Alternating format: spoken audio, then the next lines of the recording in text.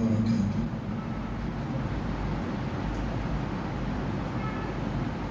الحمد لله نحمده ونستعينه ونستغفره ونؤمن به ونتوكل عليه ونعوذ بالله من شرور أنفسنا ومن سيئات أعمالنا. من يهده الله فلا مضل له ومن يضلله فلا هادي له. ونشهد أن لا إله إلا الله وحده لا شريك له. ونشهد أن سيدنا ونبينا ومولانا محمدا عبده ورسوله. أما بعد،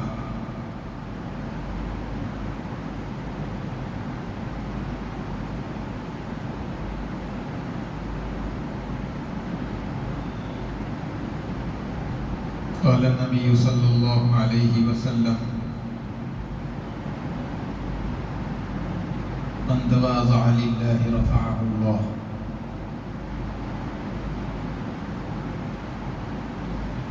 أو كما قال عليه الصلاة والسلام.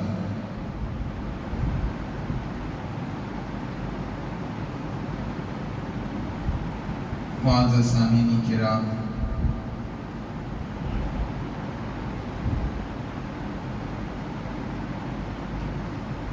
انسان کے لیے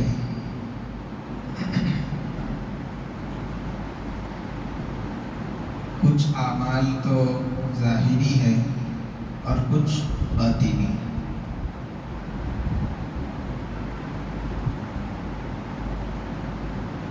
ظاہری اعمال میں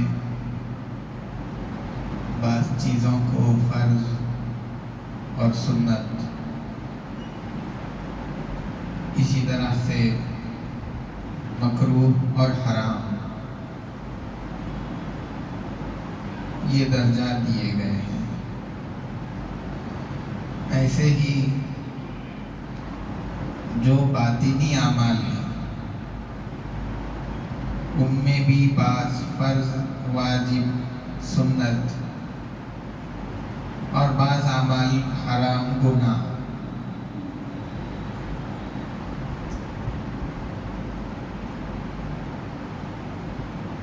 گناہ چاہے ظاہری ہو یا باطنی، دونوں سے بچنا انسان کے لیے ضروری ہے.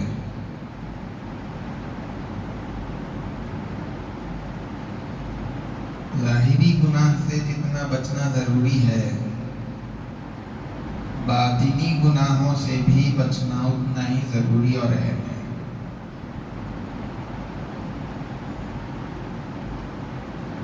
باطنی گناہوں میں سے ایک گناہ تکبر بھی ہے.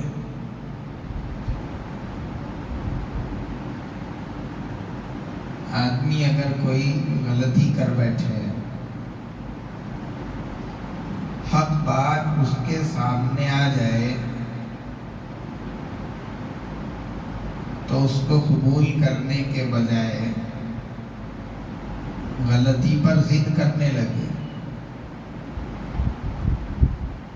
اور غلطی پر ہونے کے باوجود اپنے ہی کو صحیح ثابت کرنے کی کوشش میں رہے،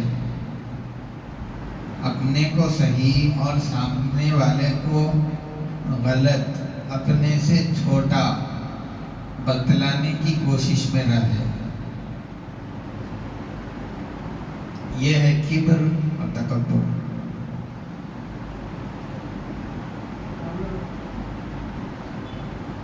باطنی امراض، غصہ، حسد، بغض، جلن، دوسرے لوگوں کو تکلیف پہنچانا، یہ سارے گناہ، یہ سارے کام تکبر کے نتیجے میں ہی وجود میں آتے ہیں. گویا کہ یہ ان سارے گناہوں کے وجود میں آنے کا مرکز ہے. اسی لیے تکبر کو ام الامراض کہا گیا ہے، بیماریوں کی ماں، جہاں سے بہت سارے گناہ وجود پاتے ہیں، انجام دیے جاتے ہیں اس ایک گناہ کی وجہ سے، اور وہ ہے تکبر۔ اس سے متعلق قرآن کریم میں بھی بہت ساری جگہ ہیں، اور نبی رحمت صلی اللہ علیہ وسلم کے ارشادات مبارکہ میں بھی بے شمار جگہوں پر تکبر سے متعلق ارشادات موجود ہیں کہ یہ کتنا سنگین گناہ ہے، اور جس آدمی کے اندر یہ برائی پیدا ہو جاتی ہے تو یہ چیز اس آدمی کو کس طرح سے ہلاکت تک پہنچاتی ہے۔ یہ ساری باتیں احادیث میں موجود ہیں۔ اللہ تبارک و تعالیٰ نے قرآن کریم کے اندر فرمایا سأصرف عن آیاتی الذین یتکبرون فی الارض بغیر الحق، جو لوگ زمین میں ناحق تکبر کر رہے ہیں تو میں اپنی آیات سے ان کو برگشتہ رکھوں گا۔ یعنی یہ کہ اب وہ اللہ تبارک و تعالیٰ کی آیات کو سمجھنے سے قاصر رہیں گے، اللہ ان سے فہم سلیم کو چھین لیتے ہیں، اب ان کے ذہن اور دماغ کے اندر ان کی سمجھ میں وہ صلاحیت ہی نہیں رہتی کہ وہ اللہ کی آیتوں کو سمجھ سکے۔ پھر جب آدمی اس نتیجے تک پہنچ جاتا ہے تو اللہ تبارک و تعالیٰ کے کلام کی آیتیں وہ نہیں سمجھ پاتا، اور کائنات کے اندر جو آیات اور نشانیاں اللہ تبارک و تعالیٰ تک پہنچنے اور اس کے قریب ہونے کی ہیں، وہ چیزوں کو بھی آدمی سمجھنے سے محروم ہو جاتا ہے۔ اتنا زیادہ نقصان صرف اس ایک برائی کا، اور جس آدمی کے دل کے اندر تکبر پیدا ہو جائے اس کے دل پر اللہ تبارک و تعالی مہر لگا دیتے ہیں۔ کذالک یطبع اللہ، اسی طریقے سے اللہ تبارک و تعالی مہر لگاتا ہے، جس طرح فرعون، حامان، ان لوگوں کے دلوں پر، چونکہ یہ تکبر کرنے والے، اپنے آپ کو خدا کہنے والے تھے، اللہ نے ان کے دلوں پر مہر لگائی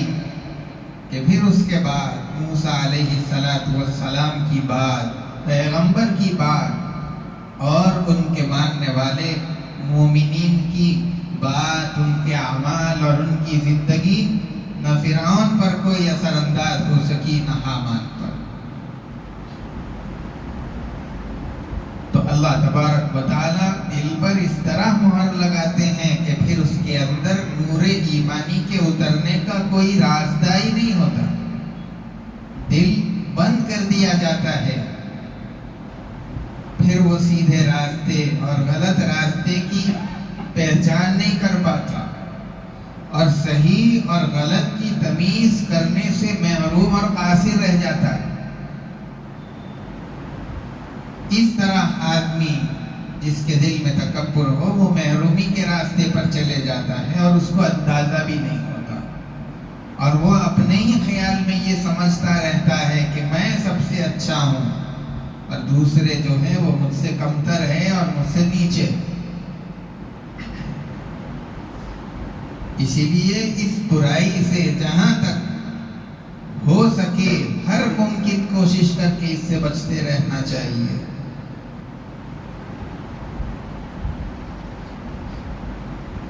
اور پھر جس آدمی کے دل میں تکبر پیدا ہو جائے، اپنے کو بڑا سمجھنے لگے، اس سے متعلق بھی قرآن میں صاف بتا دیا گیا ہے انہ لا یحب المستکبرین، اللہ تبارک و تعالی تکبر کرنے والوں کو اپنے کو بڑا سمجھنا اور دوسرے کو چھوٹا سمجھنے والوں کو پسند نہیں کرتے۔ اسی لیے جب یہ آدمی جس کے دل میں تکبر ہے قیامت کے میدان میں آئے گا تو اللہ تبارک و تعالیٰ سے اس حال میں ملاقات کرے گا کہ اس پر اللہ کا غصہ رہے گا۔ اور پھر جب یہ آدمی وہاں پہنچے گا تو اللہ کے غصے کے ساتھ اللہ تبارک و تعالیٰ کی اس پر نظر رحم نہیں ہوگی۔ اللہ تبارک و تعالیٰ اس پر نظر رحمت سے نہیں دیکھیں گے، اس پر رحم کی نظر نہیں ڈالیں گے۔ اتنا زیادہ یہ آدمی محروم ہو جاتا ہے۔ اللہ کے رسول صلی اللہ علیہ وسلم نے فرمایا کہ جس کے دل میں سرخ لال چمٹی کے برابر غرور ہوگا، تکبر ہوگا، وہ جنت میں نہیں جائے گا، اور جس کے دل میں لال چمٹی کے برابر ایمان ہوگا وہ دوزخ میں نہیں جائے گا۔ تو اتنی سخت بات حضور پاک صلی اللہ علیہ وسلم بیان فرما رہے ہیں۔ اور دوسری روایت کے اندر حضور پاک صلی اللہ علیہ وسلم نے یہاں تک فرما دیا کہ وہ آدمی لا يدخل الجنت من کان فی قلبہ مثقال حبۃ خردل من کبر، جس آدمی کے دل میں ذرا برابر بھی، گیہوں کے دانے کے برابر بھی اگر غرور تکبر رہے گا تو وہ آدمی جنت میں داخل نہیں ہوگا۔ مختلف ارشادات حضور پاک صلی اللہ علیہ وسلم کے اس سلسلے میں موجود ہیں،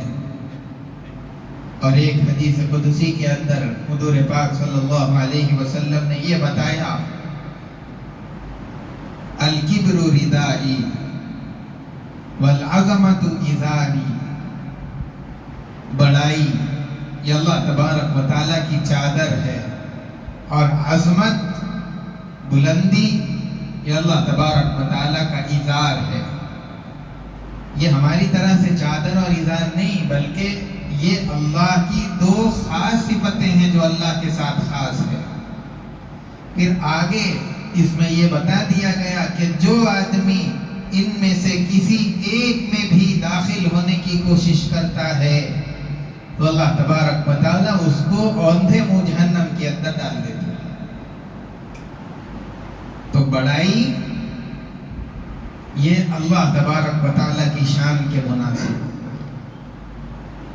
اور اسی کے لائق ہے۔ کوئی انسان یہ نہیں کہہ سکتا کہ میں سب عیبوں سے، سب برائیوں سے خالی ہوں، میں ہی سب سے اچھا ہوں، کوئی انسان دعویٰ نہیں کر سکتا، کیونکہ جن چیزوں کے بلبوتے پر یہ اپنے آپ کو بڑا سمجھ رہا ہے، چاہے خوبصورتی ہو، چاہے مالداری ہو، چاہے کوئی عہدہ ہو، جس چیز کی بنیاد پر بھی یہ آدمی اپنے آپ کو بڑا سمجھ رہا ہے، وہ مال ہو، وہ دولت ہو، وہ خوبصورتی ہو، یہ سب کچھ اللہ کی عطا کردہ ہے، اس کی ذاتی کوئی چیز نہیں ہے۔ تو یہ کس بنیاد پہ تکبر کر رہا ہے، کس بنیاد پہ اپنے آپ کو بڑا سمجھ رہا ہے؟ ہاں، وہ ذات ہے جس کا سب کچھ ہے، وہی ان چیزوں کا مالک ہے، سب کچھ پہ اس کی قدرت چلتی ہے، اور کوئی آدمی اس سے وہ چیزوں کو چھین نہیں سکتا، وہ اللہ کی ذات ہے۔ اسی لیے اللہ کے لائق ہے کہ وہ سب سے بڑا رہے۔ یہ انسان کی شان نہیں ہے کہ تکبر پیدا کرے اور اپنے کو بڑا سمجھتے ہوئے پھرتا رہے۔ آدمی اپنی نظروں کے اندر تو تکبر کی وجہ سے بڑا اپنے آپ کو سمجھ لیتا ہے، لیکن اللہ تعالیٰ اس کی وجہ سے مخلوق کی نظر کے اندر اس کو کتے اور خنزیر سے بھی زیادہ ذلیل بنا دیتے ہیں، اور محض لوگ اس کے شر سے بچنے کے لیے، اس کے نقصان سے محفوظ رہنے کے لیے اس کی تعظیم اور ادب کرتے ہیں۔ تو اتنی زیادہ ذلت اور اتنا زیادہ نقصان تکبر کرنے والے کا اس دنیا کے اندر بھی ہوتا ہے اور آخرت کے اندر بھی ہوتا ہے۔ اور تکبر کرنے والا آدمی اپنی دنیا بھی خراب کر رہا ہے اور اپنی آخرت بھی برباد کر رہا ہے۔ ایسے گناہ سے ہر مومن کو، ہر مسلمان کو بچنا چاہیے، اور اگر اپنے دل میں وہ چیز پیدا ہوئی ہے تو اس کو اپنے دل سے نکالنا چاہیے۔ حدیث کے اندر یہ بات بھی مروی ہے کہ ایک مرتبہ جنت اور جہنم یہ دونوں آپس میں مباحثہ کر رہے تھے۔ جہنم نے یہ کہا کہ میرے اندر تو بڑے مالدار لوگ، بڑے غرور کرنے والے، تکبر کرنے والے، فخر کرنے والے، شیخی بگاڑنے والے اور ایسے ایسے بڑے عہدے والے، مال والے لوگ میرے اندر آئیں گے۔ جہنم اس پہ فخر کر رہی ہے،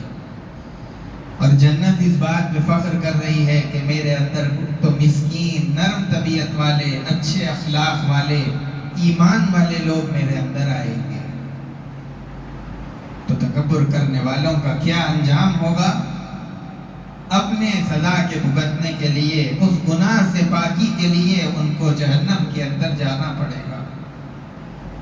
اس مقام کے آنے سے پہلے آدمی کو خود اپنے دل کی صفائی کر کے اس گناہ کو نکال کر دل کو پاک صاف کر لینا چاہیے۔ ایک اللہ والے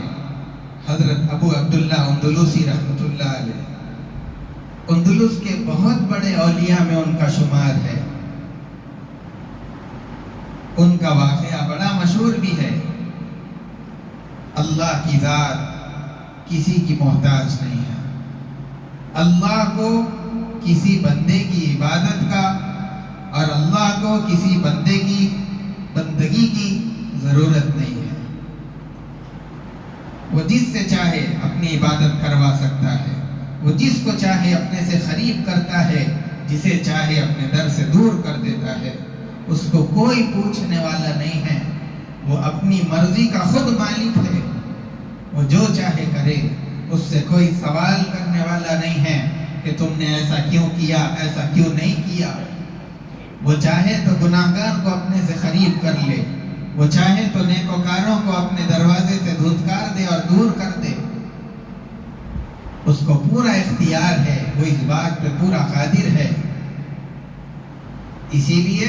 ہمیشہ اپنے بارے میں ڈرتے رہنا چاہیے۔ ابو عبداللہ اندلسی رحمۃ اللہ علیہ ایک مرتبہ وہ جب اندلس کے اندر رہتے تھے تو ان کی نگرانی کے اندر اور ان کی فیض و برکت سے ہزاروں خانقاہیں چلتی تھیں اور ہزاروں مدارس ان کے علم و فیض سے آباد تھے۔ 12,000 سے زیادہ ان کے مریدین، ان کی شاگرد، اتنی بڑی تعداد کے اندر ان کا فیض پورے بغداد کے اندر، اندلس کے اندر پھیل رہا تھا۔ وہ فرماتے ہیں کہ ایک مرتبہ ہم سفر کے اندر چلے۔ اب جب شیخ سفر میں جا رہے ہیں تو بڑا قافلہ مریدین کا، اس کے اندر بڑے بڑے ان کے شاگرد اور تلامذہ اور مریدین، حضرت جنید بغدادی رحمۃ اللہ علیہ جیسے بڑے اولیاء بھی ان کے شاگردوں کے اندر، اور امام شیخ شبلی رحمۃ اللہ علیہ، اور اسی طرح بہت بڑے بڑے پائے کے جو اولیاء ہیں اپنے وقت کے، وہ سب ان کے مریدین کے اندر یہ قافلے کے اندر چل رہے ہیں۔ اور جاتے جاتے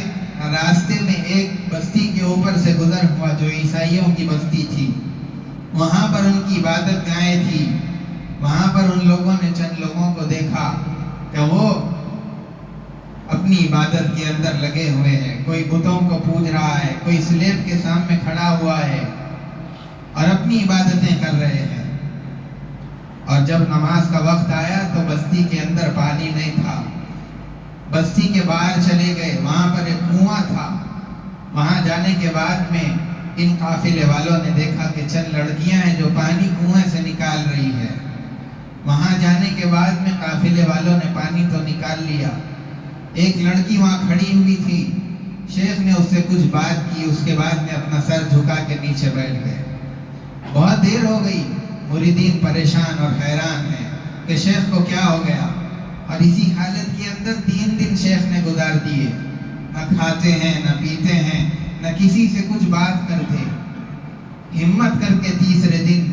حضرت شبلی رحمۃ اللہ علیہ شیخ کے پاس پہنچے اور ان سے پوچھا کہ کیا حال ہے، اس طریقے سے آپ کا کیا حال ہو گیا، آپ کیوں سر جھکائے نیچے بیٹھے ہیں اور اپنے مریدین سے اپنے شاگردوں سے کوئی بات نہیں کرتے اور کسی سے کچھ حال بیان نہیں کرتے، اصل واقعہ کیا ہوا؟ شیخ نے بتایا کہ میں کتنے دن تک اپنی حالت کو تم سے چھپاؤں گا، اصل ہوا یہ کہ جب یہاں کنویں پر پہنچے تھے تو اس لڑکی سے جب میں نے بات کی تو اس لڑکی کی محبت میرے دل کے اندر آ گئی اور اس طریقے سے میرے دل میں اور جسم کے اندر اتر گئی کہ میرا بدن کے ہر حصے کے اندر اس کی محبت سرایت کر گئی ہے۔ اب میں اس کی محبت کے اندر اتنا زیادہ ڈوب گیا ہوں کہ اس بستی کو چھوڑ کے جانا میرے لیے ممکن نہیں ہے، لہذا تم مجھے یہیں پر چھوڑ دو اور چلے جاؤ۔ اب شیخ کی اس حالت کو دیکھ کر کے اور اس ہونے والے واقعے کو دیکھ کر کے مریدین اتنا بڑا قافلہ بڑے حیران ہوئے اور رونے لگے، اور پھر ایک زمانے تک وہاں شیخ کے انتظار میں ٹھہرے رہے، لیکن شیخ کی وہی حالت ہے، کوئی بدلتی نہیں۔ اسی حالت کے اندر شیخ اب یہ روتے ہوئے اپنے شہر اندلس کو واپس لوٹ گئے، اور جب یہ شہر پہنچے اور وہاں جا کر کے ان کے جو مریدین تھے اتنے ہزاروں کی تعداد کے اندر ان کو بتلایا کہ شیخ کے ساتھ یہ واقعہ ہو گیا، اور وہاں پر جو مریدین موجود تھے ان میں سے بعض کا تو حال یہ ہوا کہ اس واقعے کو سننے کے بعد اور شیخ کی خبر کے سننے کے بعد اتنا زیادہ غمطاری ہوا کہ بعض تو سنتے ہی انتقال کر گئے، اور جو باقی رہ گئے تھے ان لوگوں نے اپنے شیخ کے لیے دعا کی اور دعائیں کرتے تھے کہ اے پروردگار، اے بے نیاز ذات جس کو کسی کی ضرورت نہیں ہے، اے اللہ اس مصیبت کو ہم سے دور کر دے، ہمارے شیخ کو واپس راستے پر لا دے، اور جس مقام پر وہ فائز تھے وہ مقام ان کو واپس لوٹا دے۔ اور پھر ہوا یہ کہ 1 سال اسی غم کے اندر گزرنے لگا، اور اسی دوران جتنی خانقاہیں جتنے مدارس تھے جو ان کے فیض و برکت سے چل رہے تھے سب بند ہو گئے، اور سارے مریدین اسی غم کے اندر زمانہ گزار رہے ہیں۔ 1 سال کے گزرنے کے بعد مریدین نے یہ سوچا کہ اب جا کر کے شیخ کی خبر لیتے ہیں اور کچھ حال معلوم کرتے ہیں کہ کس حال کے اندر ان کی زندگی چل رہی ہے۔ چنانچہ ایک چھوٹی سی جماعت جانے کے لیے تیار ہوئی،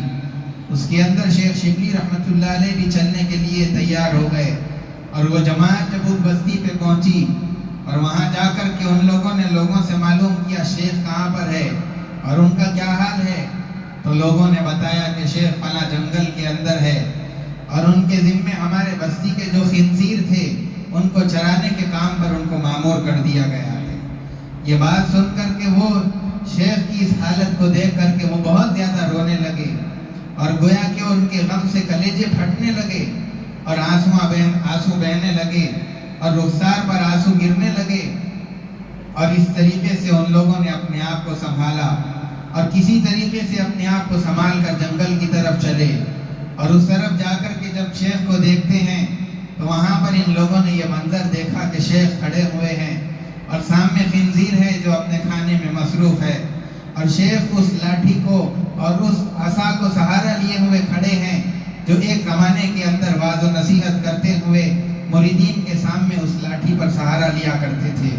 جو زمانے میں اس لاٹھی سے مریدین کے سامنے سہارا لیتے تھے آج اسی لاٹھی سے خنزیر کو ہانک رہے ہیں۔ تو یہ منظر دیکھ کر کے غم کے اندر اور زیادہ اضافہ ہو گیا، اور فرماتے ہیں کہ ایسا ہمارا حال ہو گیا تھا جیسے کہ زخم پر نمک چھڑک دیا گیا۔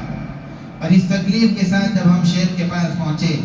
ہم کو آتے ہوئے دیکھ کر کے انہوں نے اپنے سر کو نیچے کر لیا، ہم نے شیخ کو سلام کیا، السلام علیکم، شیخ نے دبی آواز کے ساتھ آہستہ سے جواب دیا، وعلیکم السلام۔ پھر ہم بھی رو رہے ہیں، وہ بھی رو رہے ہیں، اور شیخ سے ہم نے کہا کہ آپ کا کیا حال ہے؟ ایک تو یہ کہ آپ علم و فضل والے، اور دوسرا یہ کہ آپ کو حدیث اور قرآن ساری یاد تھی، اور آپ کا یہ کیا حال ہو گیا؟ شیخ نے بتایا کہ اللہ کا یہ فیصلہ ہے اور میرے حق میں اللہ کی تقدیر یہی ہے، اب میرے ہاتھ میں نہیں ہے، میں اس کو اپنی مرضی سے بدل نہیں سکتا جب تک کہ اللہ کی طرف سے کوئی بدلنے کا فیصلہ نہ آ جائے۔ یہ کہہ کر کے وہ رونا شروع کر دیے اور اپنے مریدین سے یہ نصیحت کی کہ تم مجھ سے اپنے اپنے غیر سے نصیحت حاصل کر لو کہ وہ ذات بڑی بے نیاز ہے، جس کو چاہے اپنے سے قریب کرے، جس کو چاہے دور کر دے۔ اللہ نے مجھے چاہا کہ اپنے در سے قریب کر لے، اس نے کر لیا تھا، پھر اس نے چاہا کہ مجھے دور کر دے تو اس نے مجھے اپنے دروازے سے دور کر دیا۔ اب یہ معاملہ میرے ہاتھ میں نہیں ہے، میں اپنی مرضی سے نہ قریب ہو سکتا ہوں نہ دور ہو سکتا ہوں۔ تم اس بے نیاز ذات سے ڈرو، اس کے غصے سے ڈرو، اور ہمیشہ عاجزی اور تواضع کے ساتھ میں زندگی گزارا کرو۔ یہ کہہ کر کے شیخ بھی رو رہے ہیں، مریدین بھی رو رہے ہیں۔ پھر شبلی رحمۃ اللہ علیہ نے شیخ سے پوچھا کہ شیخ آپ تو قرآن کے حافظ تھے، اور آپ کو قرآن کریم 7 لہجوں کے اندر جو قرآن کے پڑھنے کے 7 طریقے ہیں ان ساروں کے اندر پڑھنا آپ کو معلوم تھا، اور آپ نے اس کا علم و فن حاصل کیا تھا، کیا ابھی بھی آپ کو قرآن کریم کا کچھ حصہ یاد ہے؟ شیخ نے بتایا کہ مجھے صرف قرآن کی 2 آیتیں یاد ہے۔ اس میں سے ایک آیت تو یہ پڑھ کے سنائی، وَمَن يُهِنِ اللَّهُ فَمَا لَهُ مِن مُكْرِمٍ، کہ اللہ جسے ذلیل کر دیتا ہے اسے کوئی عزت نہیں دے سکتا۔ اور پھر دوسری آیت کچھ اور ایک آیت پڑھ کر کے سنا دی۔ اس کے بعد میں شبلی رحمۃ اللہ علیہ نے اپنے شیخ سے پوچھا کہ آپ کو کئی لاکھ حدیثیں یاد تھی، اس میں سے کوئی حدیث کا حصہ یاد ہے تو ہم کو سنائیے۔ شیخ نے بتایا کہ مجھے صرف ایک حدیث یاد ہے، اللہ کے رسول صلی اللہ علیہ وسلم کا وہ فرمان جس میں حضور نے فرمایا تھا من بدل دینہ فاقتلوہ، جو آدمی اپنے دین کو تبدیل کر دیتا ہے اس کو قتل کر دینا چاہیے۔ صرف یہ ایک حدیث مجھے یاد ہے، اس کے علاوہ مجھے کوئی حدیث یاد نہیں ہے۔ یہ حال دیکھ کر کے بہت زیادہ ان کے مریدین بھی رونے لگے اور وہ بھی رونے لگے۔ اس حال کو دیکھ کر جب یہ واپس چلنے لگے اور ان بستی سے نکل گئے اور 3 دن کا سفر کر کے واپس گئے تھے، پھر اس کے بعد میں ایک جگہ قیام کیا۔ جب صبح کو روانہ ہونے کے لیے قافلہ نکلنے والا تھا، پاس کے اندر نہر تھی، انہوں نے دیکھا کہ شیخ وہاں سے غسل کر کے باہر آ رہے ہیں اور زور زور سے اشہد ان لا الہ الا اللہ و اشہد ان محمد رسول اللہ پڑھ رہے ہیں۔ یہ دیکھ کر کے مریدین بہت زیادہ خوش ہو گئے اور اپنے شیخ کو لے کر کے پھر اندلس واپس چلے گئے۔ اس کے بعد ایک زمانہ گزرنے کے بعد مریدین نے شیخ سے پوچھا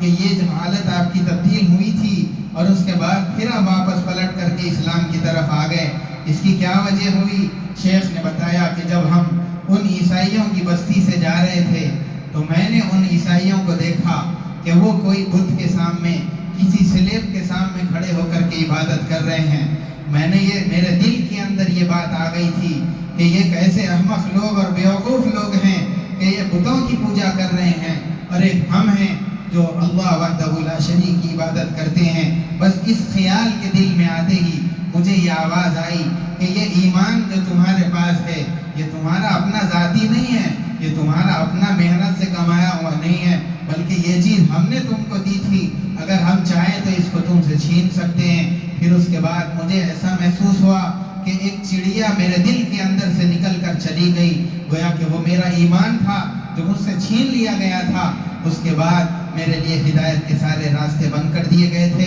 اسی لیے میں اس طریقے سے حالت میری تبدیل ہو گئی تھی اور میں اتنے زمانے تک گمراہی کے اندر رہا۔ تو اللہ تبارک و تعالیٰ بے نیاز ذات ہے، اس کو کسی کی ضرورت نہیں ہے۔ آدمی جب تکبر کرتا ہے، اپنے کو بڑا سمجھنے لگتا ہے، اللہ تبارک و تعالیٰ اس آدمی کو ذلیل و خوار کر دیتے ہیں۔ ہاں اگر کسی آدمی کو بڑا بننے کی چاہت ہو اور دل کے اندر تمنا اور خواہش ہو تو اپنے نبی کی بات پر بھروسہ کرو۔ اللہ کے رسول صلی اللہ علیہ وسلم نے فرمایا کہ من تواضع للہ رفعہ اللہ، جو آدمی تواضع عاجزی اختیار کرتا ہے تو اللہ تعالیٰ اس کو بلندیوں پر اٹھاتے ہیں اور عزت کی چوٹیوں پر پہنچاتے ہیں۔ اگر کوئی چاہتا ہے کہ وہ دنیا کے اندر اونچا ہو جائے، اس کی عزت بلند ہو جائے اور اس کا مقام و مرتبہ اونچا ہو جائے، تو وہ اپنے آپ کے اندر عاجزی پیدا کرے، تواضع پیدا کرے، لوگوں سے انکساری کے ساتھ میں ملنا جلنا، ہنستے ہوئے چہرے کے ساتھ ملاقات کرنا،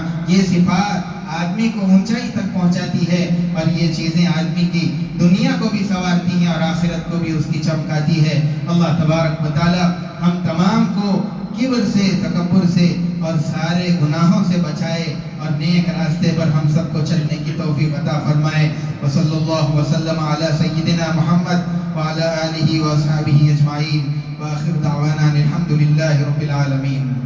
جو حضرات سنت نہیں پڑھے سنت پڑھ لیجیے.